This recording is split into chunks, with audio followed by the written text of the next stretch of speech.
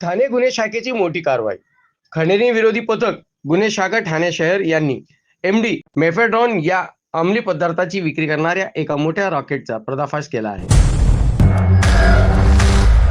सदर कारवाई पोलीस उपायुक्त अमरसिंग जाधव आणि सहाय्यक पोलीस आयुक्त विनय घोरपडे खंडणी विरोधी पथकाचे वरिष्ठ पोलीस निरीक्षक शैलेश साळवी यांच्या मार्गदर्शनाखाली सहाय्यक पोलीस निरीक्षक सुनील तारमाळे, सहाय्यक पोलीस निरीक्षक कृष्ण गोरे, सहाय्यक पोलीस निरीक्षक कापडणी, पोलीस उपनिरीक्षक तवडे, सहाय्यक पोलीस उपनिरीक्षक भोसले, सहाय्यक पोलीस उपनिरीक्षक कानडे खंडणी विरोधी पथकाने यशस्वीरित्या पार पाडली.